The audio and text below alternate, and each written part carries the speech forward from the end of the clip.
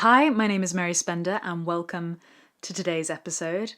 I realised that I don't think I've ever taken you around my studio, so welcome to my studio tour 2021.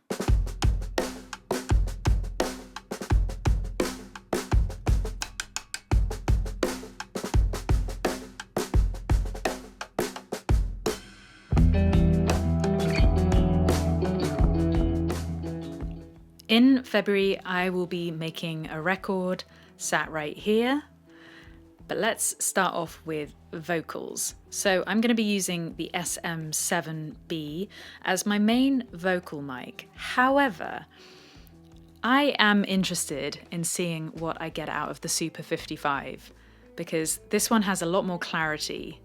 I think the SM7 will prove a little bit more useful for manipulation and getting that absolutely classic SM7 sound, and just making sure, because it's a dynamic mic, then I won't have too much outside noise, because behind these curtains is a window and it's not properly soundproofed.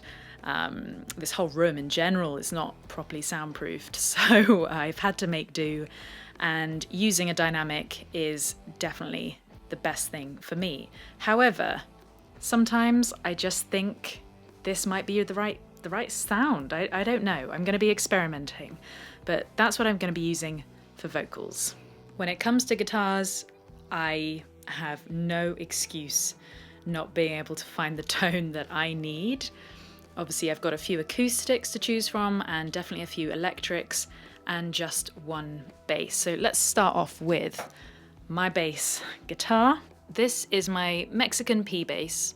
I will not be laying down anything more than guide tracks when it comes to bass, because I'm very aware that I am not a bassist.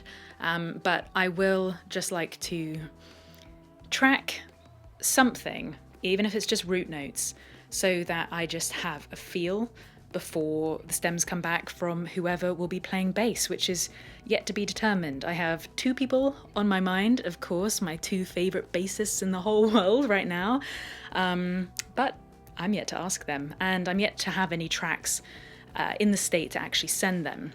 But when it comes to guitar tone, this is something which I'm gonna make a video on, which is a very unique tone. I'm gonna save that because I think the sound is going to be pretty crazy, pretty unique to use. This is my main gal. You guys are definitely familiar with this. This will be my main instrument. It just has everything I need. Humbuckers, which you can split, 5-way switch. Simple, great quality, great to play. So yeah, the GV Rock will always be my main gal. Okay, I have two beautiful single coil instruments, Fender American Professional 2, and then the PRS Silver Sky. When it comes to that Stratty single coil tone, then I have a great range. Something a little bit more modern, the American Professional 2 from Fender, something a little bit more, well, it's modern in appearance but vintage in sound, just because of the vintage styled pickups. So I'm pretty excited about seeing what I can get out of this, and maybe a little bit more what people are expecting from my style of playing too. But yeah, just a plethora of tone. Every time I pick up the limited edition St. Vincent Ernie Ball, I feel inspired to make weird and wonderful sounds.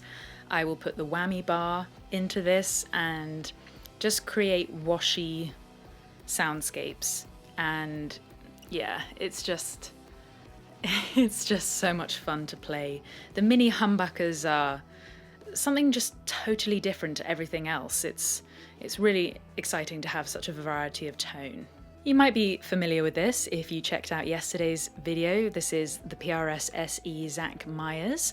It's a single cut, semi-hollow body. So again, just a little bit different. Something I don't have. Although I'm going to show you something over here which I just won't be using because of the quality of the pickup. So let me just dig that out. I know this guitar looks gorgeous and it sounds fine, but to be honest, I just don't think there is room for it in the record I'm making. So it's still here, I can still use it. It's my Ibanez Art Core. It's more of a sentimental purchase because it was one of the first guitars I ever bought. And yeah, who knows? Who knows? It's nice to have, but the pickups, I think I want to change them in future. So I just don't think they're quite at the quality that I'm in need of. Before we get into the acoustic guitars I'll be using, let's talk about the Orange Rocker 15 Terra and the Oxbox. This is how I'll be capturing my guitar tone. However, I am waiting on something else that will add even more variety and just change things up a little bit. I'm basically expecting a new head very, very, very soon. And yeah, the Oxbox is just probably the best piece of gear I've ever had, because it's changed my life when it comes to miking cabs, because in this room I just can't do it properly, and this kind of takes away the scientific engineering and really just gives you so many options to capture really incredible tone out of your amp. So yeah, very, very luxurious to have the Oxbox, but very, very necessary. I wouldn't be able to record this record at home without this. I've already made a dedicated video on my pedal board, but here it is. Then up here, I have a few things that are just for presentation only, but then a few things that I will definitely be using. I'll definitely be using the turnip greens. Just because it's not on my pedal board doesn't mean I don't still use it. The Anna Sounds reverb with a real spring, definitely going to be using that. Then this is the color box from JHS, the second version, and this is going to be incredibly useful for capturing just some lovely, lovely analog sounds, I guess, you know, like as much as I can in this studio, this is going to be very, very handy. So, acoustics. Here she is, again, my 1936 Epiphone, an absolute surprise when I bought it. And yes, she is going to be making her way onto the record. She has to at least feature on Church Bell, so pretty darn excited about that. So the Epiphone will be providing vibey acoustic. When it comes to sort of standard acoustic quality tone, then obviously I'm going to go for Martin. This is the OM28E reimagined. I think it was built in 2019, so it's still pretty young, but it's aging so nicely, and it's getting darker each month. I start to notice it actually in looking at other earlier videos, so it's just getting better and better with age. So when it comes to actually capturing the audio for the acoustics, I have two options. This is a condenser mic. This is a Sontronics STC3X, which I've had for years, still love, but I'm just a little bit wary that I have a lot of outside noise in this room. It's not acoustically treated, so maybe some late night sessions will allow for this when it's quiet outside, but I do have another option. You will see a Zoom H6 there. However, in preparation, I just had to buy a newer one. Now, the reason for that is because the stereo mic, which is really, really amazing, it was getting a bit noisy. I was getting some real, like, weird noises. I think there's some dust or something that I can't get to, so I just had to buy a replacement. This will be the main thing that I use for acoustic guitars, but it's going to be difficult to track and sync up, but you know, I'll manage. So now onto the desk. The desk has a new addition in amongst all the standard mess, all the hard drives, memory cards, the Apollo X4, which is going to be my main interface, the cloud lifter, then some nice headphone cables over there and my in-ear monitors. But yeah, the Push is my newest addition to the desk, and that is because I'll be using Ableton to make this record after everything I've learnt from Rachel K. Collier.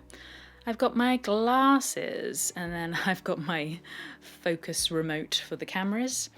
But yeah, this gets messy. I didn't even really want to tidy it up because I don't want to pretend that it doesn't get a little bit cluttered, because it really, really does.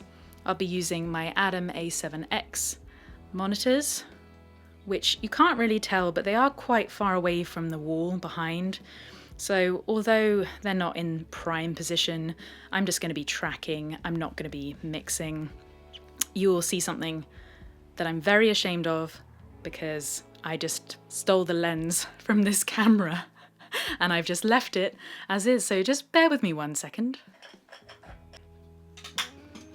Well, there we go, that's a little bit better so that I cause less hate. This is the 2020 iMac, and yeah, plenty of hard drives to be able to get this done. And when it comes to drums, the drums are already tracked for 5 songs by Beth Goodfellow, who is an LA-based session drummer and artist in her own right. And yeah, we already have them down, so I'm going to be editing those up for the 5 songs and getting to those first before working on more and more tracks. Otherwise, in the studio, some of the things I use, I have a few cameras because they have to do different things. So this is like my main A-roll camera with a little monitor up there. You'll see some embarrassing storage up there. Then in these cupboards, well, a lot of cases and a lot of boxes. It's not very sexy in there, so I don't feel like I need to show you. Some books over here, which I just see as inspiration. I mean, Sylvia Massey, Recording Unhinged. Definitely going to be digging into that whilst making the record, using that as inspiration. I've got some like little knickknacks down there. Some things that aren't really useful for recording, but they look pretty. Now, my most requested thing is me talking about this. I've spoken about it in a few videos, but I know people have missed them. This is a print and it's called Alternative Love. And I will try and find it and link it in the description because, yeah, it's just a print. It looks like an amp schematic, but it's not. It's like the history of alternative music. And it's very, very cool. I can't wait to get it framed, actually, because I know I shouldn't have it in this pin board. But then a few other things, a world map where I actually pin. You can't see the pins, but I pin everywhere that I've actually ever been. Obviously, hasn't had any new pins in a while. Up here is some research from my classical music degree, where I was comparing Walton and Prokofiev.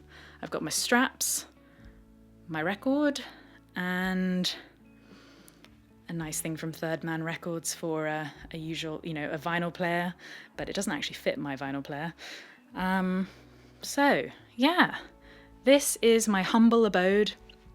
In here, if you've ever wondered, it's just basically where I store all the things I use day to day: lenses, electrical tape, batteries. There's an embarrassing charging station down there. And then in here, strings. This video brings us to the end of 31 videos in 31 days for the month of January in 2021. I just really, really wanted to help hold you accountable to sticking to a New Year's resolution. And to be honest, it doesn't even matter whether or not you've stuck to 31 days. If you have, what an incredible feat. Like, think where you were a month ago and where you are now, how much you've learnt, because that's exactly how I'm feeling. But really, it's just about habit forming, because this is a really, really long road. I'm learning in public and very, very aware of that. And you'll be seeing me make a record in public. Like, I really just think back to all the times when I wish I'd seen some more behind the scenes of my favourite artists and what I want to know about their process. So hopefully I'll be able to share that with you. So I just kind of want to be all soppy for a second and say I really, really appreciate you for watching my videos, for taking the time out of your day. Especially if you've watched every single one this month, you are amazing. But yeah, that concludes my thank yous. Obviously there are a few people on my team, my editor John, and then I just want to give a shout out to my friend Maggie, who has been just sort of keeping me going, calling me every morning, and just, basically holding me very, very accountable, because just sort of checking in, having people in your life that can help remind you of why you're doing what you're doing is incredibly important. And otherwise it gets quite lonely, and especially right now in this time. So just massive thanks to John and Maggie. Okay, so Patreon of the day for the last day of January. Who will that be? But do not fear, there'll be one at the end of every video from now on. Generator number 70. John Che, thank you so much for your support. I really, really appreciate it. To everyone else, please subscribe, give this video a thumbs up. Let me know how you've gotten on in the comments below. But otherwise, I'll be seeing you very soon.